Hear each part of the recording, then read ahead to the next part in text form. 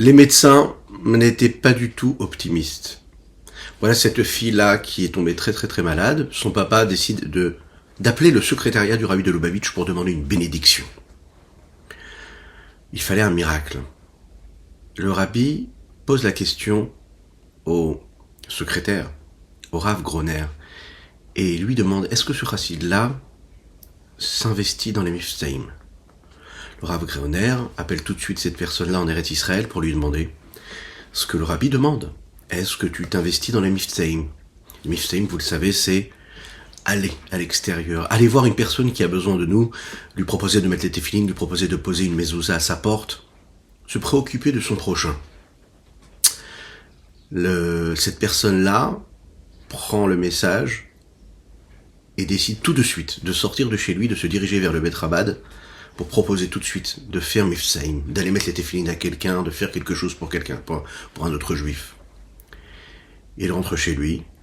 Quelques jours après, le rabbi demande au Rav Groner, à son secrétaire, « Tu as des nouvelles de cette personne-là qui avait un souci avec sa petite fille ?»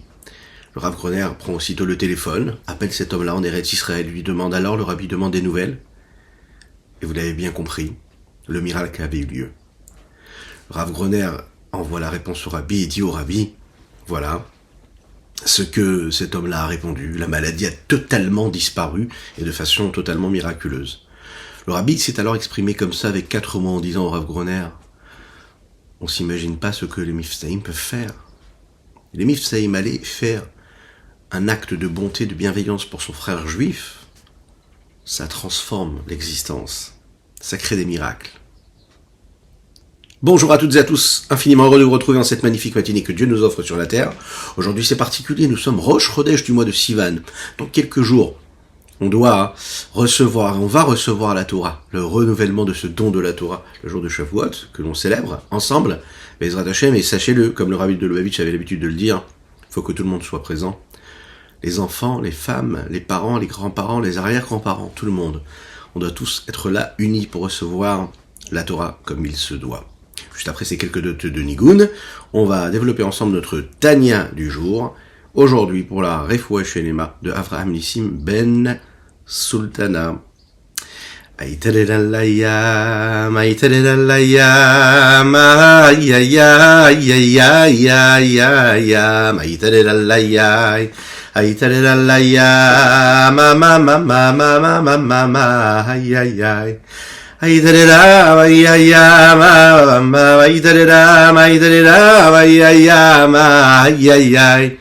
Ay ay ay ay ay ay ay ay ay ay da da da dam da da da la la la ay ay ay ay ay da da da la la ay ay ay ay ay da da da dam ay ay ay ay ay ay ay da da da la la da da la ay ay ay ay ay ay ay da da da dam ay ay ay ay ay ay ay da da da la ay ay ay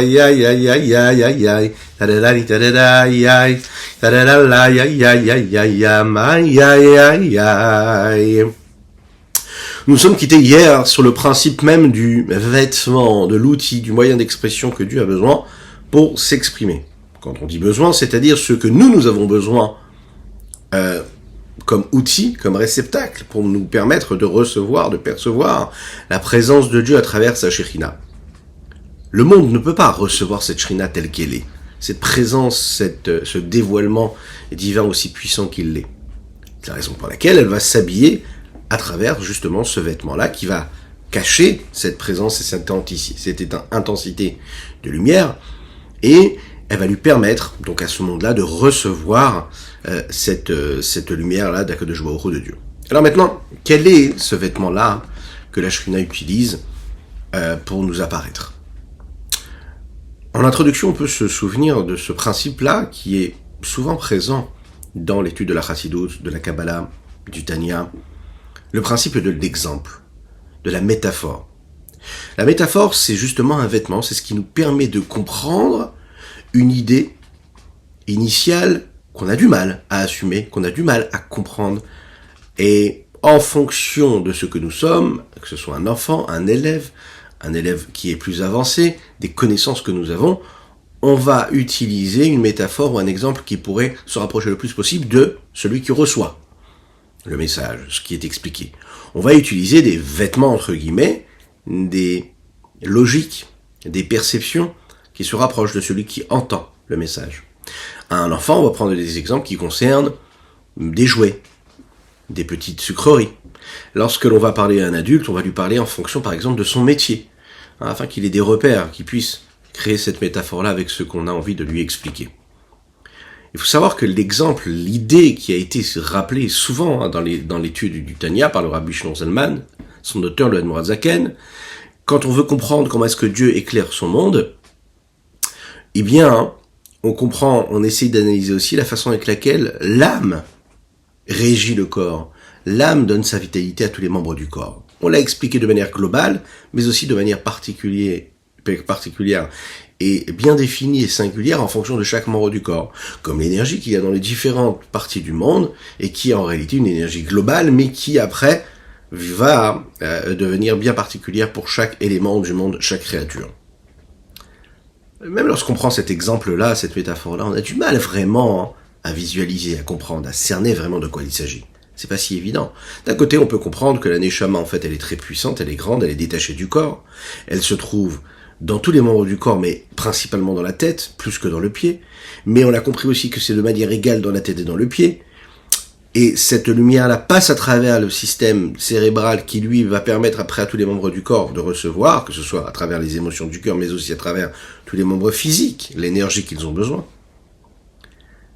La Torah aussi est appelée aussi une forme de métaphore, d'exemple.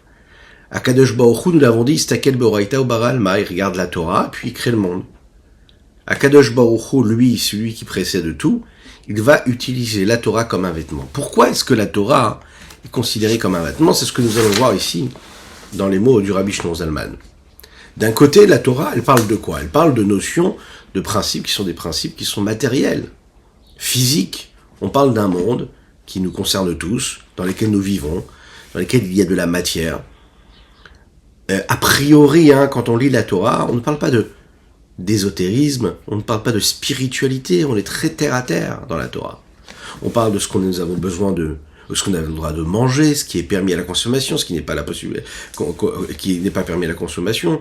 On parle de tout ce qu'il peut y avoir dans les rapports entre les hommes, dans le commerce, dans les dommages qui peuvent être causés. Voilà un homme qui a un champ et dont son voisin a endommagé la récolte avec son animal. On parle de choses qui sont a priori très terre à terre. On parle de l'équilibre qu'il faut avoir lorsque l'on commerce, lorsqu'il faut avoir par exemple la bonne mesure à travers les poids, à travers c'est quelque chose de très matériel en fait. C'est ça qui est très très très étonnant quand on lit la Torah. Elle peut nous paraître aussi, enfantine, insignifiante.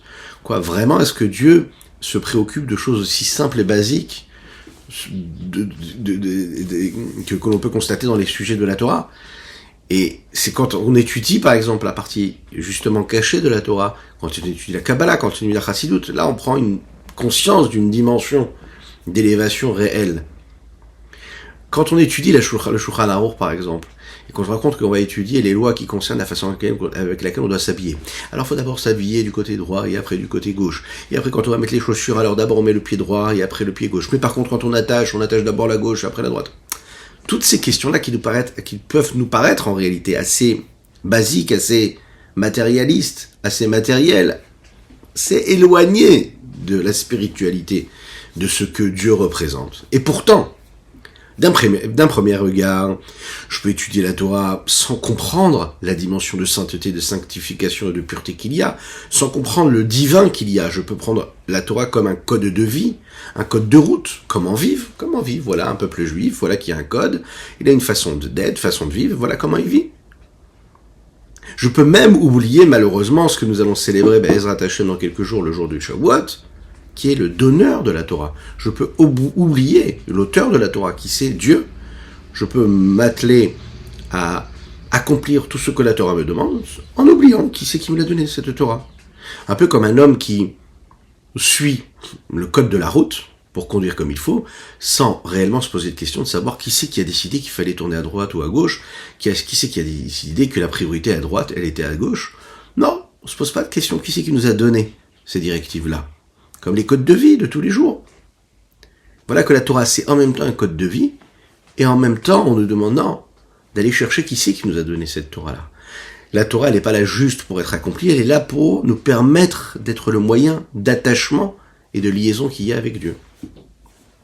L'Echaim, l'Echaim, l'Echaim.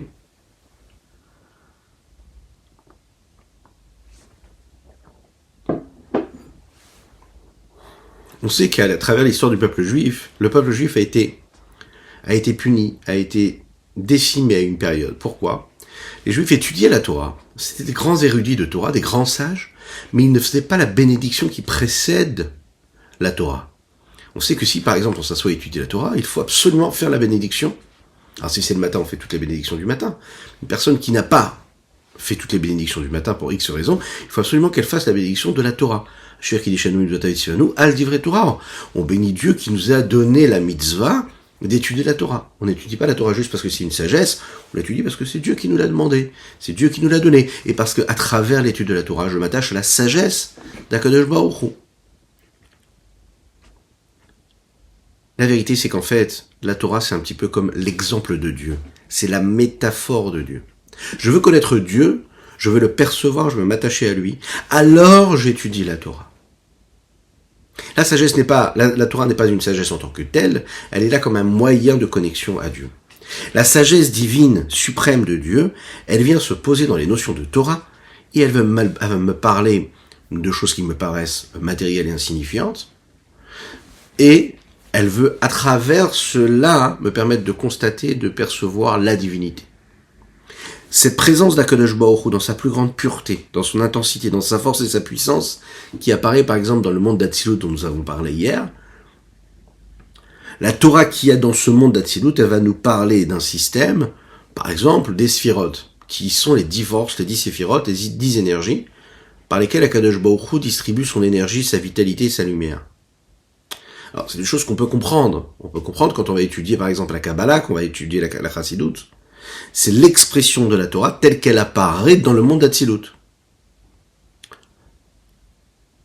Akadosh Baruch Hu, il prend une intelligence, une sagesse supérieure, suprême, divine, il va l'habiller, il va la faire rentrer dans l'existence d'un monde qui est, lui, dans un monde de bien et de mal.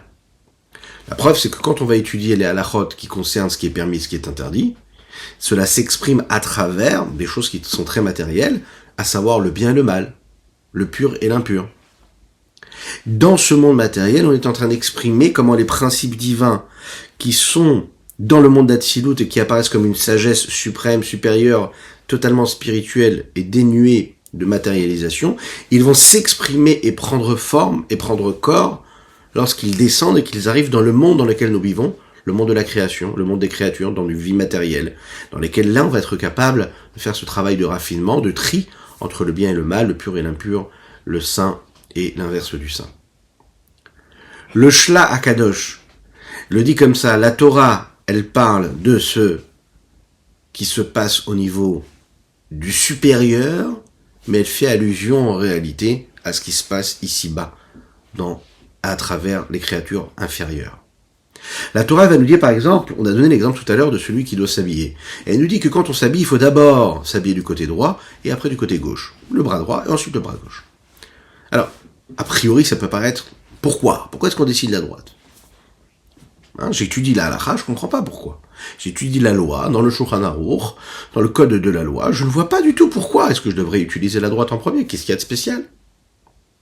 Quand je vais étudier la partie ésotérique de la Torah, même pas ésotérique, quand je vais étudier la Chassidut, d'accord ? Et je vais comprendre un petit peu la racine des choses, je vais comprendre que le principe de la droite, c'est le principe du chesed, de la bonté, et que la bonté doit, elle, primer sur la gauche, qui, elle, représente la Midat Hadin, cette vertu de rigueur. Yakvura. Donc, quand je m'habille, je suis en train de créer la métaphore de l'expression d'Akadosh Baruch Hu. Le fait de m'habiller de cette façon-là, je suis en train de permettre à la droite, au chesed, d'exister ici-bas sur terre. C'est extraordinaire de voir comment, à travers cette lecture de ce qui se passe de la vie d'un juif, de sa pratique de la Torah et des Mitzvot, l'homme se retrouve un associé permanent d'Akadosh Baruch Hu.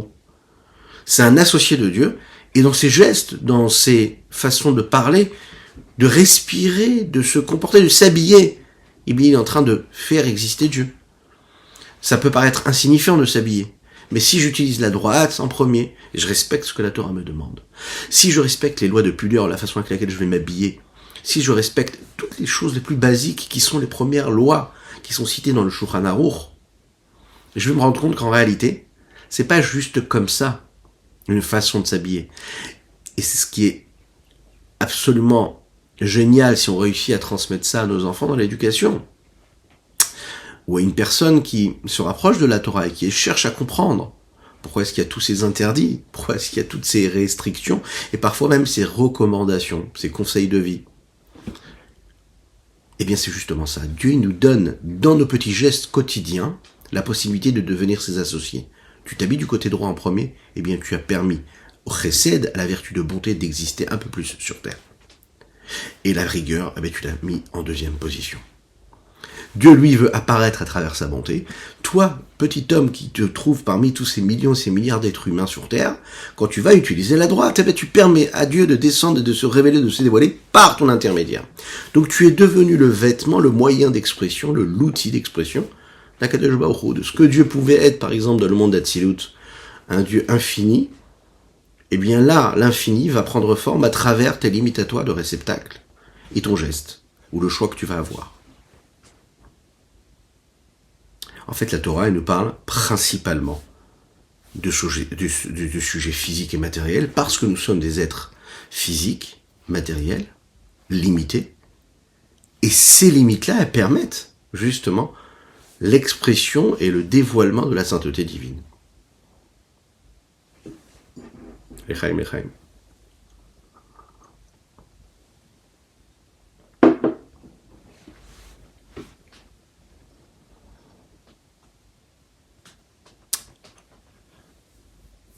Uma ou allez-vous shiyuchal les astir ou les albisha. Quel est ce vêtement-là qui va permettre de cacher, mais en même temps de l'habiller?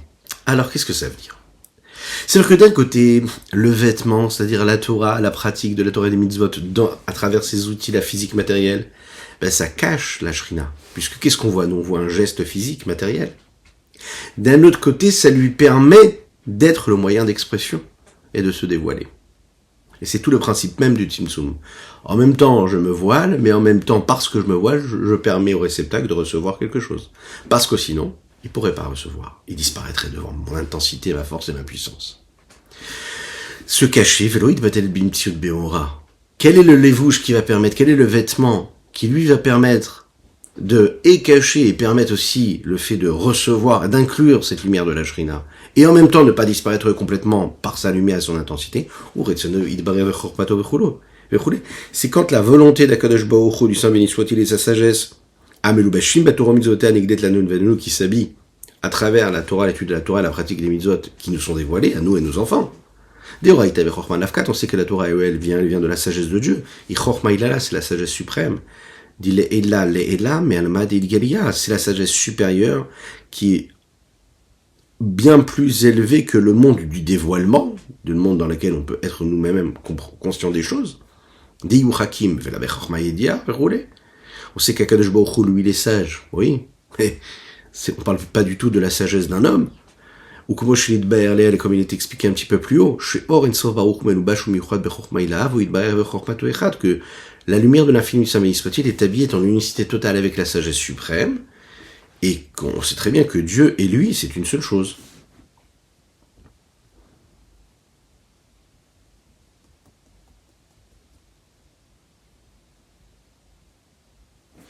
Echaim, Echaim, Echaim.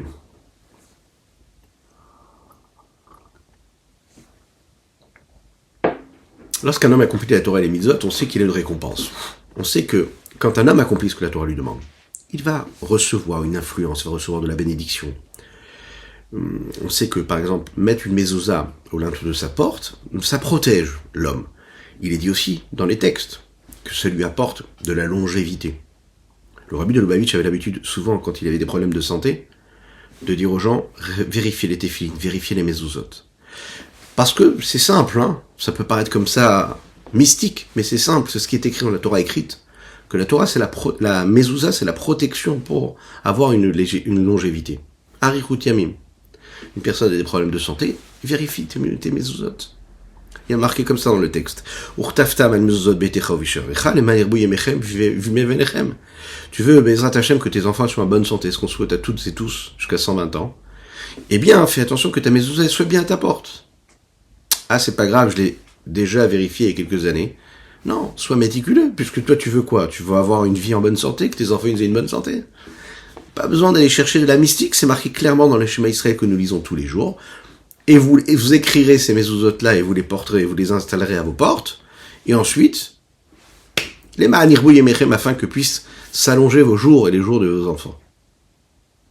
La question c'est quel est le rapport qu'il y a, clairement par exemple, entre le fait de vérifier une mezouza et la situation, on va dire, et l'état de santé d'une personne qui peut se trouver dans cette maison. Comment ça marche en fait ce principe-là? Alors, on a compris ici le principe. Quand on a compris que la profondeur de la Torah et la façon avec laquelle elle a été donnée, elle correspond aussi à la façon avec laquelle tous les différents mondes sont là pour exprimer, pour devenir eux-mêmes ces vêtements-là de la sagesse divine. Lorsqu'un homme il a un problème dans son corps, que Dieu nous en préserve, alors il va vérifier quoi? Ce qui se passe dans le cerveau. C'est ce que font les médecins en général. Il y a un problème au niveau d'un des membres du corps, on va essayer de savoir tout de suite ce qui se passe dans le cerveau. Parce que c'est le cerveau qui dirige un petit peu tout. Si dans le cerveau il y a quelque chose qui nécessite une réparation, on va pas se suffire d'une rectification ou de la guérison du membre du corps qui est en souffrance, mais on va aller chercher la cause et on va réparer ce qu'il faut dans le cerveau. Souvent, c'est ce qui se passe. La Torah, c'est le cerveau du monde. Et lorsque je vais étudier la Torah, pratiquer la Torah, eh bien, je me rends compte que la Torah, c'est ce qui lui permet à cette lumière-là d'Akadosh Baruch Hu, de permettre à l'influence de passer à travers tous les mondes.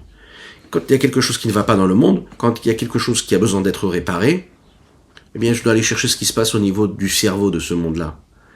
Et je dois me demander, est-ce que la Torah, elle est bien pratiquée? Est-ce que les mitzvot, elles sont bien pratiquées? Puisque c'est ça la source du don, du partage et de la lumière. Lorsque il y a un souci dans notre existence, peu importe dans quel domaine, on doit aller chercher dans le cerveau ce qui se passe. Et à savoir quelle est notre pratique de la Torah et des mitzvot. De quelle façon j'étudie la Torah?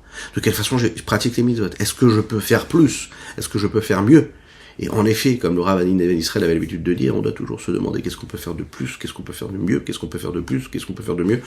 Ne jamais s'arrêter, comme le Rabbi le dit là par exemple dans ces jours-là qui précèdent Shavuot. On doit intensifier notre étude de la Torah. Alors voilà un homme qui dit mais je comprends pas, chaque moment que j'essaye d'étudier la Torah, on se rend compte à la fin de la journée que non, qu'on a toujours la possibilité d'étudier un petit peu plus, d'étudier un petit peu mieux, avec plus de concentration, plus de ferveur. Le fait d'aller réparer quelque chose au niveau de l'étude de la Torah, eh bien ça nous permet, et ça on n'est pas obligé de comprendre pourquoi, mais là on nous donne quand même la raison, eh bien ça va rectifier ce qui va se passer au niveau de ce que tu vas recevoir, de ta santé, de ton bonheur, de tout ce que tu es censé, de ta sérénité dans ta vie de tous les jours, parce que tu as réparé quelque chose à la source, donc il faut aller à la source. Et là on va voir comment est-ce que justement la Torah, il y a à travers son étude et à travers son voyage différents niveaux d'évolution et qui vont se traduire à travers les différents mondes. On va voir comment chaque partie de la Torah, elle a sa fonction, elle a son domaine dans lequel elle va briller et par lequel elle va permettre le dévoilement d'une forme de lumière. L'chaim.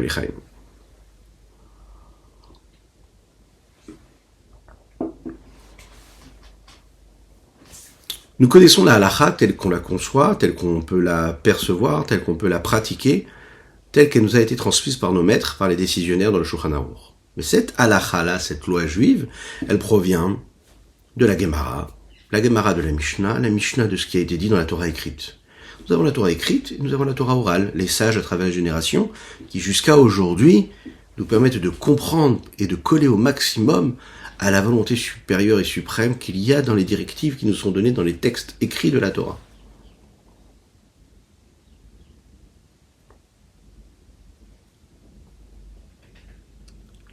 cette Torah-là apparaît dans les différents mondes de manière différente. La sagesse d'Akadosh Baruch Hu, de Dieu qui y a dans la Torah, s'habille, nous l'avons dit, à travers des sujets matériels. Et de cette façon-là, elle devient donc le cerveau des mondes. Et par cette Torah-là, nous avons la Shrina qui va se révéler, puisque le but de tout, on se le rappelle, c'est de permettre à Dieu de résider ici-bas. Il en ressort donc que le principe de Torah, le principe par exemple des mondes dont nous parlons ici, c'est un principe, ce sont des notions qui sont assez globales. Il y a le système des différents mondes, l'enchaînement des différents mondes, Atzilut, Bria, Yetzira, Asiya, et dans ces différents mondes-là, il y a une Torah qui traverse ces différents mondes.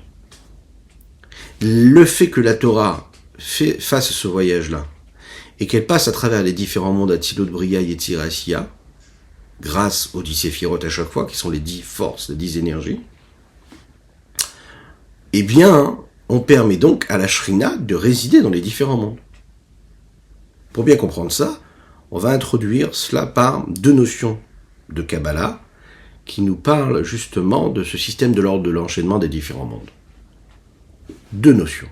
Un, les 4 mondes, Atzilut, Bria, Yetzira, Asiya. Deuxième notion là, la notion des 10 séphirotes, ces 10 forces, ces 10 énergies, que nous avons déjà développées ensemble, mais qu'on va rappeler ici. Qu'est-ce que c'est ces 10 séphirotes-là ? Les 10 séphirotes, ce sont 10 formes, 10 chemins qu'Akadosh Baruch Hu a choisi afin de se dévoiler par eux. Dans le langage des Chachamim, de nos sages, ce sont des midot, des vertus. Ça peut se traduire, et ça se traduit à travers des traits de caractère aussi. C'est aussi ce que nous avons appelé, dans nos derniers cours, les noms d'Akadosh Baruch Hu.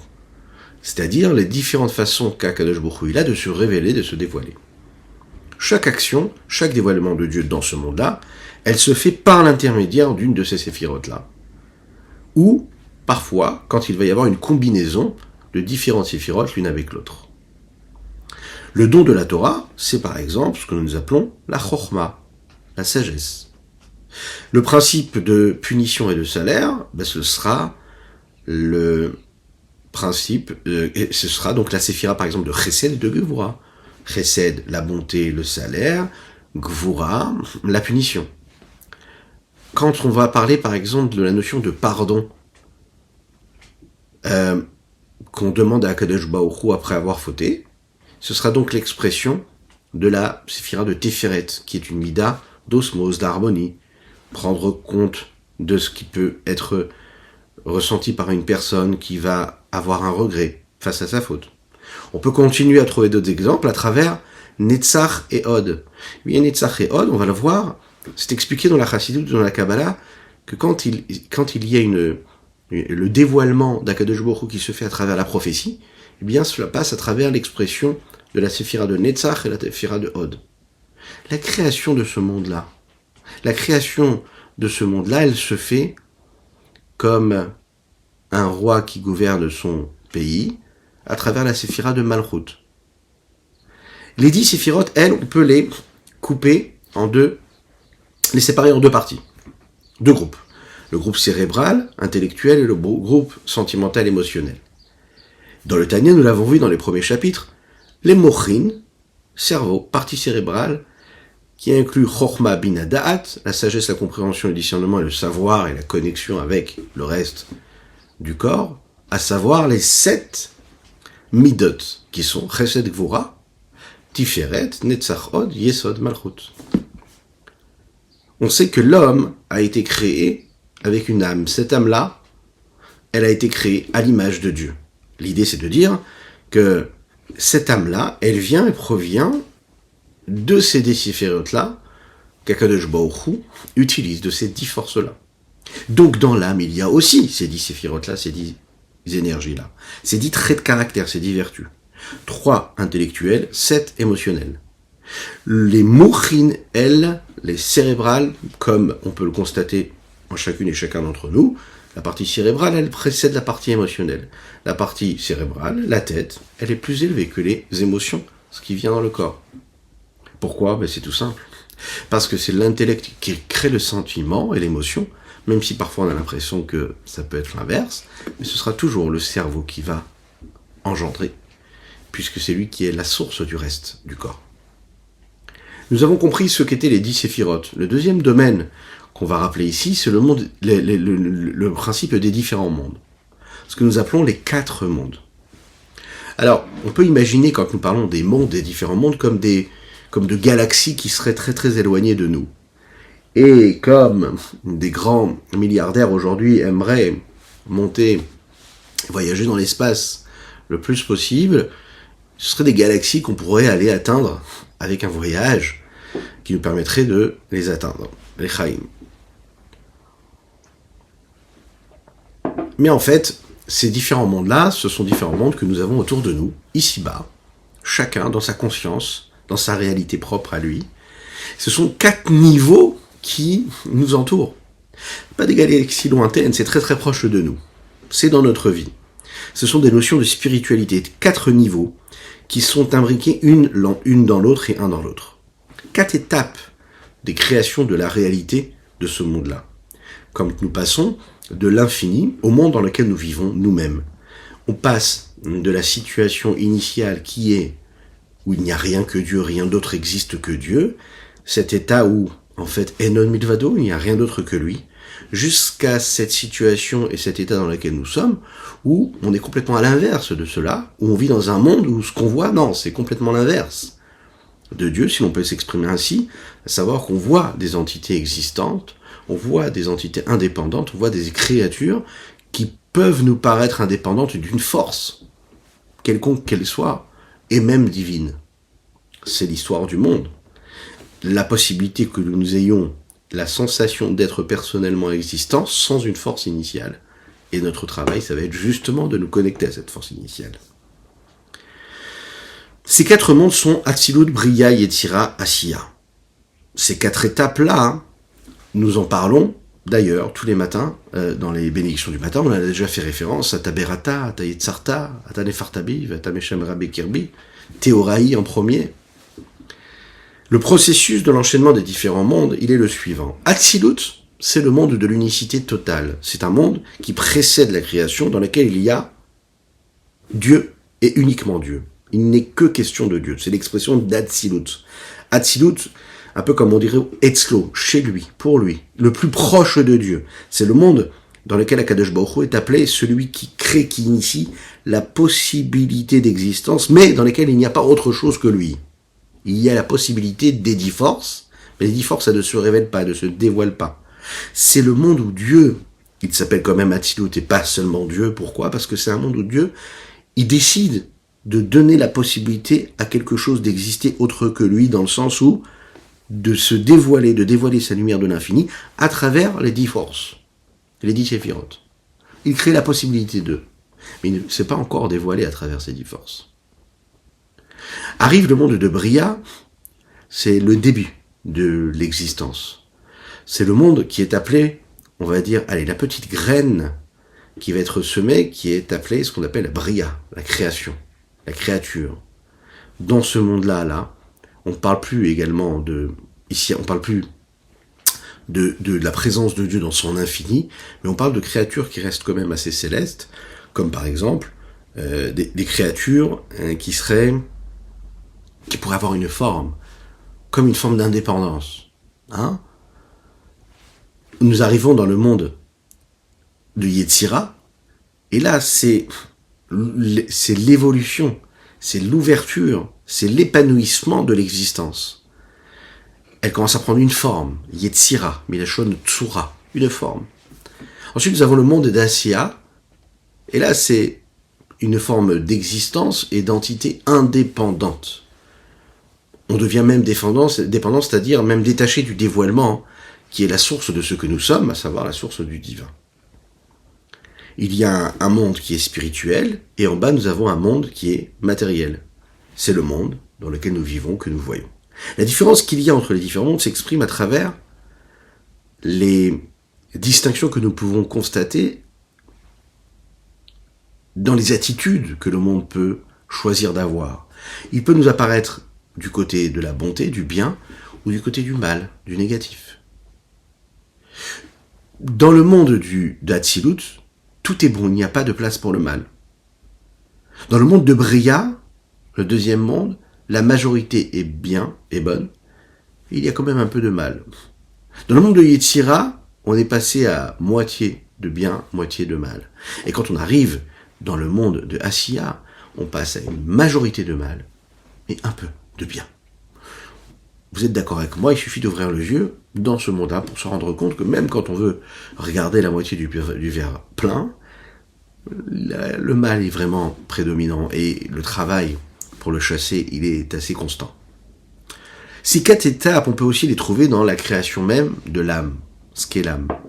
Pour bien se rapprocher de cela, il suffit de voir un petit peu le processus que nous vivons chacune et chacun d'entre nous dans notre existence, dans notre évolution. On se rappelle que nous avons aussi vécu ce processus d'enchaînement des différents mondes, ce long voyage qui a traversé ces 4 mondes. Et dans notre personnalité, on va voir aussi les différentes valeurs qu'il y a dans chacun de ces mondes-là. Nous disons tous les jours Elokai neshama shenatatabi teorai ataberata atayetzarta atanefartabi vatameshamera bekirbi. L'expression de dire teorai, ça veut dire que l'âme que Dieu a insufflée en nous, elle est pure. Avant d'avoir fait quoi que ce soit, elle est déjà pure. Tous les jours nous le disons, ça veut dire que malheureusement, même si on s'est mal comporté la veille ou que pendant la journée on va pas se comporter à 100% selon la volonté d'Akadosh Baruch Hu, Chas v'Shalom, que Dieu nous en préserve, eh bien notre âme à la base elle est théora, elle est pure. Après, qu'est-ce qu'on va en faire, c'est autre chose. Ce théora, c'est la première étape. Cette pureté-là fait référence au premier monde, au monde d'Atsilut. C'est ce qui précède tout. C'est la Neshama, quand elle n'existe pas en tant que telle, elle est juste la parcelle divine. Cette parcelle divine que nous avons en nous, jamais elle est touchée. Elle est ce qu'elle est, c'est une partie de Dieu en nous. Ça représente le point culminant le plus profond qu'il y a dans notre personnalité, ce que nous appelons dans les différentes parties que l'âme a, Chaya ou Yechida. On est complètement soumis, du côté positif du terme, à la volonté d'Akadosh Baruch Hu. Ce qui représente aussi Chorma. Ataberata, c'est le monde de Bria, c'est l'étape où la Neshama elle commence à recevoir, comme on l'a dit, la petite graine là de forme d'indépendance, une entité qui commence à être. Alors il y a le commencement du moi, le Ani qui se réveille. Mais on ne parle pas d'un ego ou d'une forme d'existence indépendante. C'est ce qui représente la Neshama. Ça veut dire servir Dieu intellectuellement. On en a déjà parlé, on aura l'occasion de développer qu'est-ce que ça veut dire servir Dieu intellectuellement, ce qui représente la deuxième séphira dont nous avons parlé. Après Chorma, nous avons donc la Bina. En troisième étape, nous avons le monde de Yetzira, Ata Yetzarta. Et Ata Yetzarta, c'est la deuxième étape, là où le moi commence à prendre des formes. Ça veut dire, il va avoir des potentiels qui se révèlent en lui, des traits de caractère, qui vont bien se définir, des vertus différentes. C'est une étape qui là représente le Ruach. Après avoir développé Chaya Yichida et Neshama, nous sommes à une autre dimension de l'âme qui est Ruach. Nefesh Ruach Neshama, Ruach, ce qui va nous rapprocher de Nefesh la première. C'est servir Dieu à travers les 6 vertus que nous avons. Chesed Gvura Tiferet Netzach Hod Yesod. Et puis nous avons la dernière étape qui est Atan et Fartabi, c'est le monde de Asiya, c'est toi qui as insufflé. C'est la dernière étape, là où l'âme elle descend dans le monde. Dans ce corps-là, elle devient une entité et quelque chose de complètement indépendant. Le moi, en fait, il commence à devenir plus qu'un moi, il devient un ego. C'est une étape ici qui représente la dimension de l'âme qui s'appelle Nefesh. C'est aussi également l'expression de la dernière séphira, qui est la séphira de Malchut qui crée la jonction. Malchut qui est servir Dieu de manière concrète. La plupart des âmes de notre génération, elles ont passé ces processus-là, c'est-à-dire ce voyage entre les 4 mondes. Ce sont des mondes d'Asiya. Mais il faut savoir qu'il y a des Neshamot, nous en avons parlé, qui ont des niveaux qui sont très élevés, qui sont dans le monde et qui proviennent du monde de Yetzira, ou bien dans le monde de Bria. Il y a même des âmes qui, elles, proviennent du monde d'Atsilut. Et elles sont les moyens de jonction et de diffusion de ce qu'est la volonté d'Akadosh Baruch Hu, de Dieu ici-bas sur terre, dans notre monde. Et ça, ce sont donc ce que nous appelons les âmes des grands tzadikim, les âmes des patriarches, Avraham, Yitzhak et Yaakov, de Moshe Rabbeinu. Là, on voit que Shrina Bedaveret Betor Chrono, la Shrina, la parole d'Akadosh Baruch Hu, et l'intensité de dévoilement de Dieu se faisait à travers la gorge même de Moshe Rabbeinu.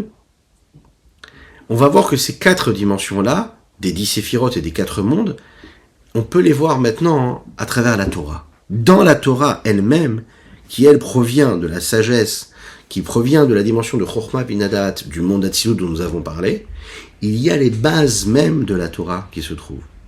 Mais la Torah, elle va faire aussi ce voyage-là. Elle va descendre jusqu'à ce monde-là, dans le monde de Asiya. Elle reste pas dans les hautes sphères spirituelles, elle vient s'habiller ici dans le monde matériel, de telle façon à ce que la Chokhmah d'Akadosh Baruch Hu, la sagesse divine qui vient du monde d'Atsilut, elle nous apparaît, elle se traduit dans quelque chose de très concret dans notre monde ici-bas matériel. Cette Torah-là, elle va vivre ce processus-là ce voyage à travers les 4 mondes, et elle va aussi apparaître à travers les 10 forces, les 10 séphirotes. Comment elle apparaît à travers les 10 séphirotes? On va le voir tout de suite.